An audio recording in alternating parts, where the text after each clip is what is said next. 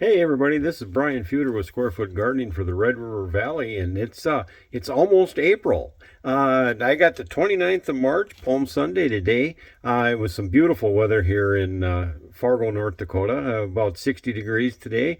It's nice to see the sunshine and getting ready to get out in the garden. It's still early yet for us. Generally, we don't put much out in the garden until Mother's Day, 15th, middle of May. I'm sorry, but looking at the month of April, of course, you know April 3rd, April 1st, we should say, is April Fool's Day. April 3rd is Good Friday, and then April 5th is Easter Sunday. So if we think about the phases of the moon and planting by the moon, our full moon is on April 1st. Our last quarter is April 10th. The new moon is April 17th, and our first quarter is April 23rd.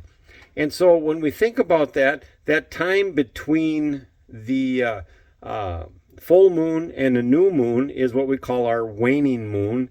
And those are times when we want to plant our below ground crops, our beets, our potatoes, our carrots, bulbs, springtime bulbs, perennials, biennials work good at this time of the year on those moon phases. Of course, it's a little early to get anything out in the garden because of the chance for frost yet. And generally our last frost date is around May 15th. So, but thinking about Good Friday and the waning moon of the as Good Friday approaches, you know, my grandpa always said you plant your potatoes on Good Friday, and he really didn't care if he had to go out there with a screwdriver and a hammer and dig through 3-4 inches of ice or completely frozen ground to get down deep enough to put at least one hill of potatoes in.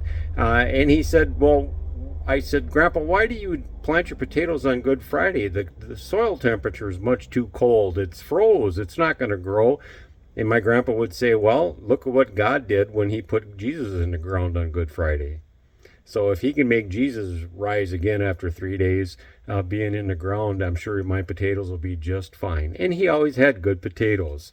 And then when we look at our new moon, starting on April 17th through the end of the month, that's our waxing moon, and that's our time for our above ground crops, our annuals, things like that. Again, we've got to be a little careful up here in the zone 3, zone 4 area that we're in so that we don't get things out too soon and risk that chance of having the frost. My grandmother always said, if you plant or put your gardens out or your flowers out before the Mother's Day, you're going to cover them 3 times.